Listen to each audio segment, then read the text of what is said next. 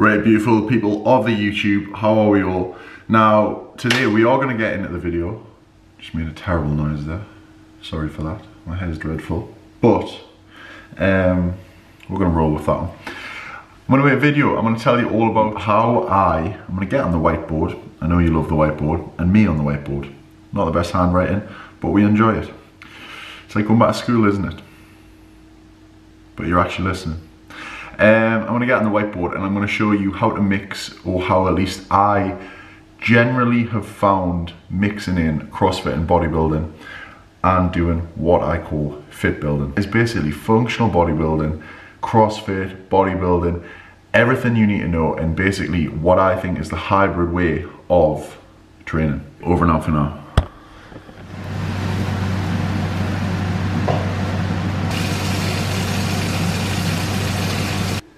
There we have it, meal one, 200 milliliters, maybe it's 250 milliliters, egg whites, 2 whole eggs, 3 Rivita crackers, bagel thin, about 10-15 grams of peanut butter, and the same with the jam.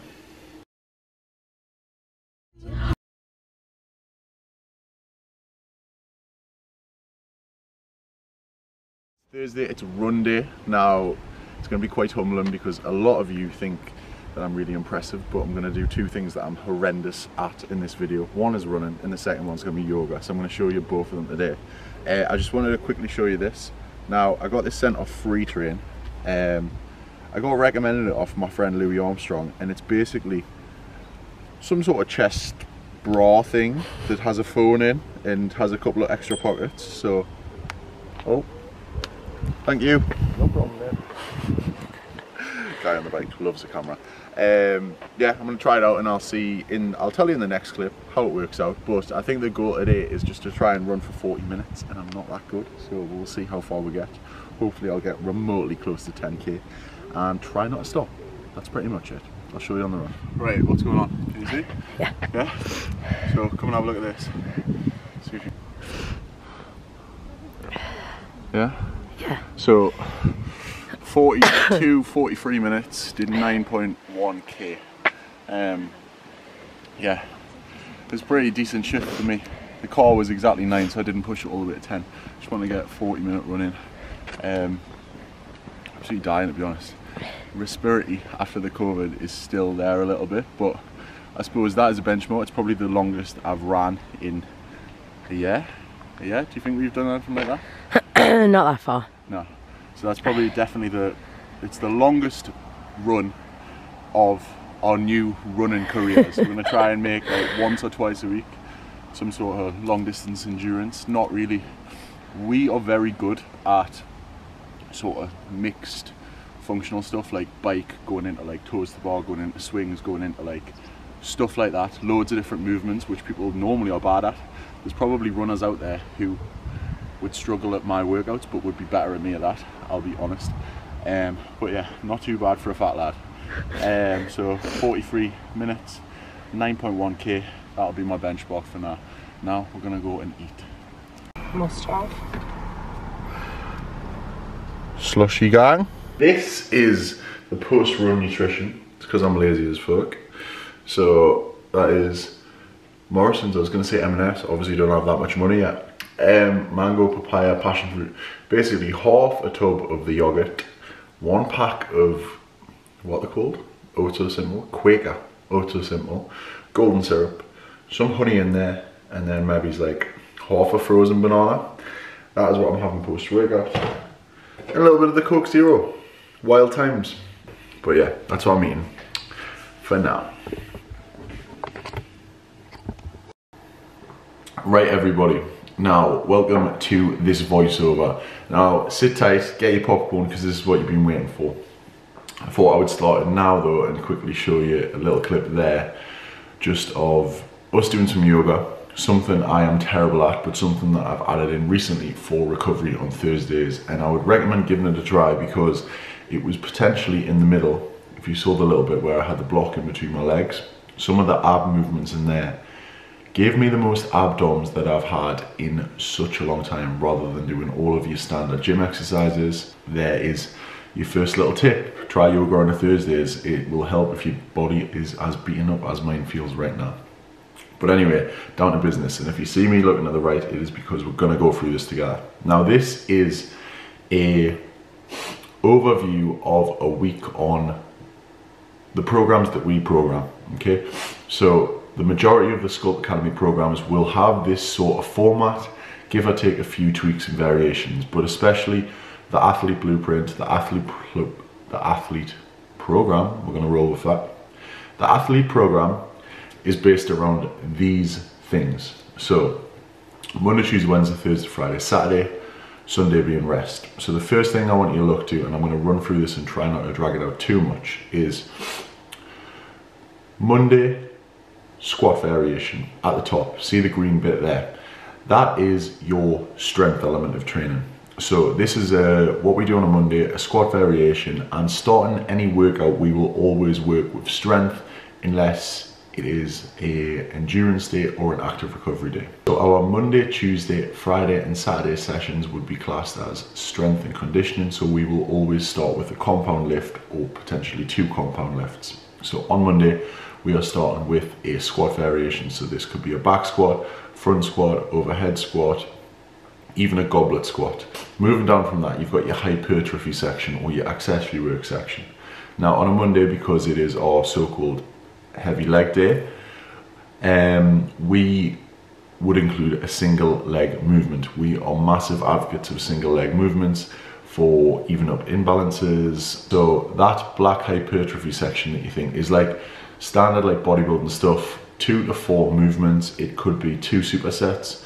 So I'll give you an example. It might be 3 sets of Bulgarian split squats and max effort planks, and then after that it could be a heavy double dumbbell squat with a hamstring curl. Let's just say it's that, okay? Then moving on down from that, you can see the red is your conditioning. Now, because Monday is a lower body day, it is probably the most strenuous and hardest on your central nervous system per week. We've made a few pointers. This will be short and intense.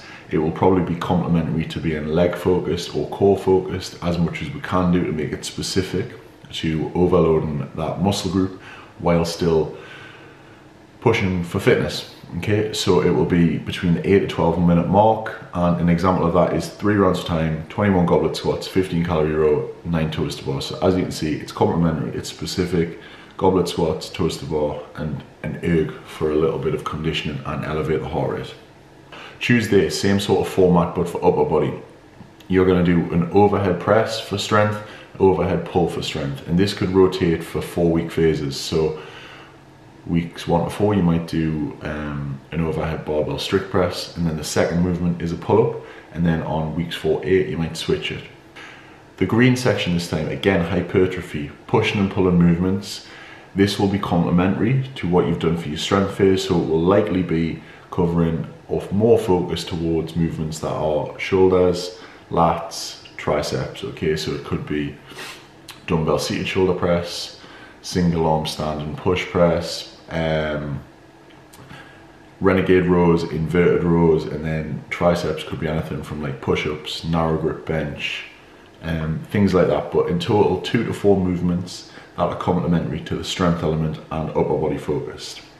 Then moving on to the black, conditioning. This one, because Tuesday is not as hardcore as your lower body day the day before, in the sense of you're probably going to be a little bit less fatigued, you probably cope with it better, your central nervous system isn't getting shafted from like squats or deadlifts or a movement like that, because it's overhead press and pull-ups, not going to take that out of you as much. So this is where we do more aerobic intervals. So it's a little bit of a longer session for the conditioning, but you are less fatigued and the intensity is going to be slightly dropped.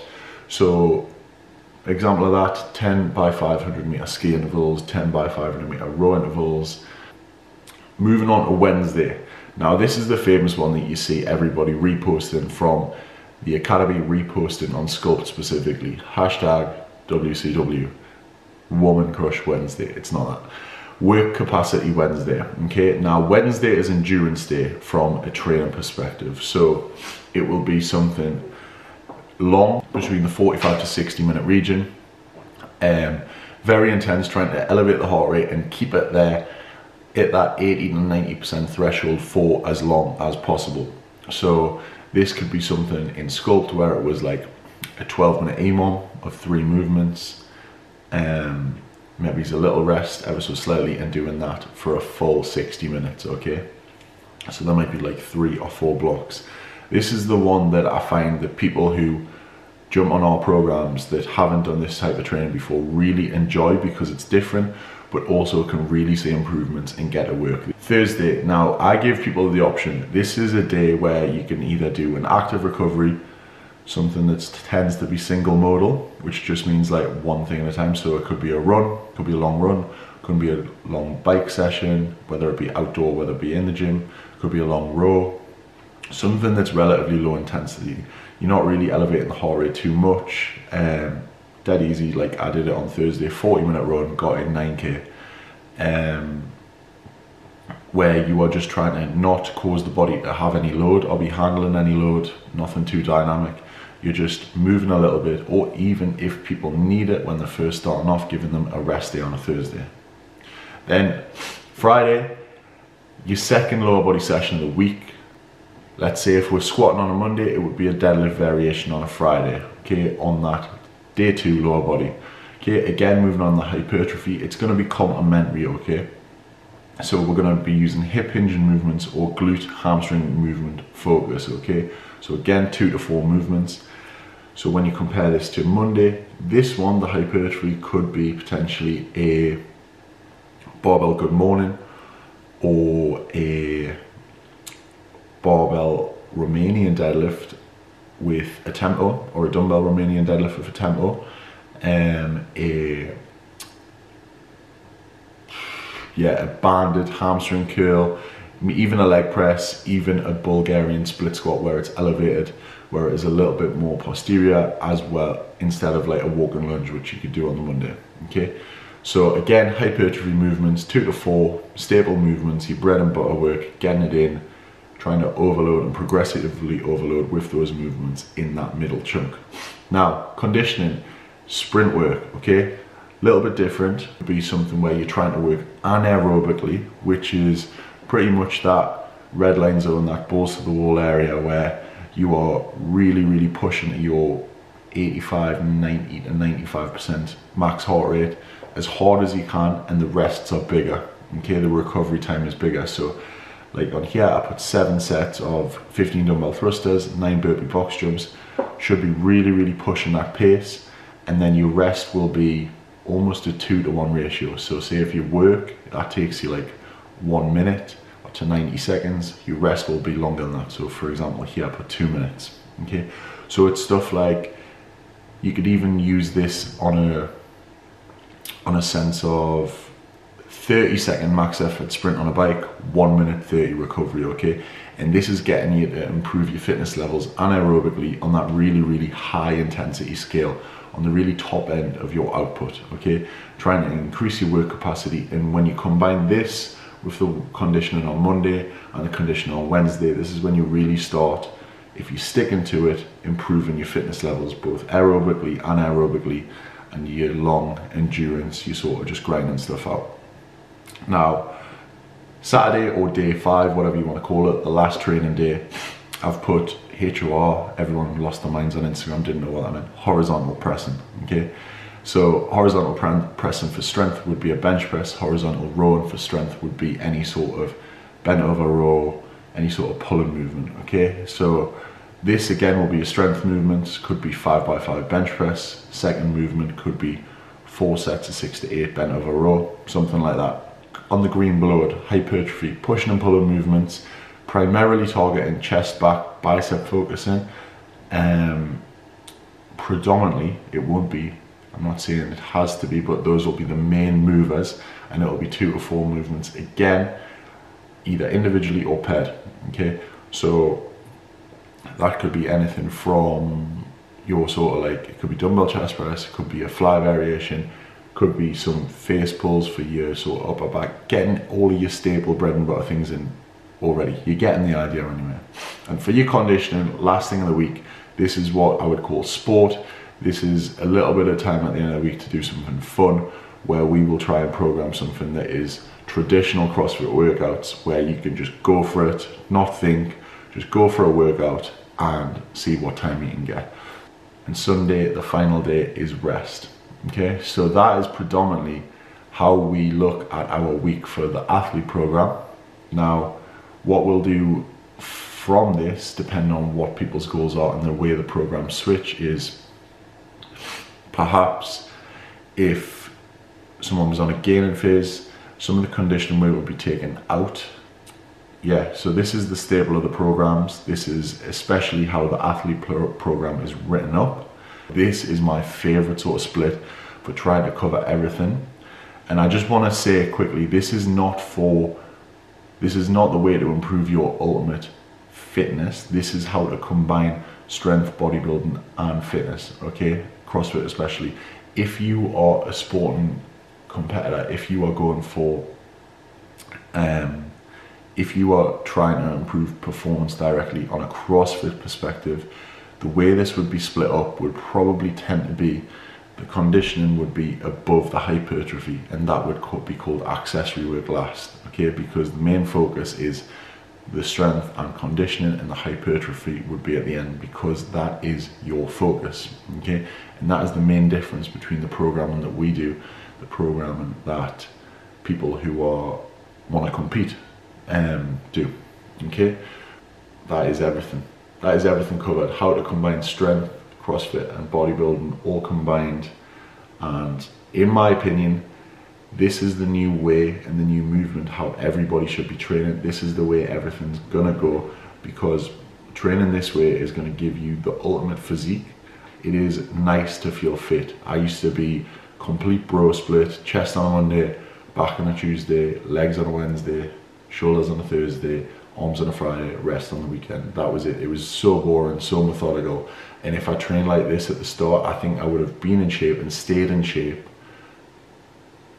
a lot more year round, rather than only being in shape for 1 month a year when I was going on holiday, like the bro split back in the day.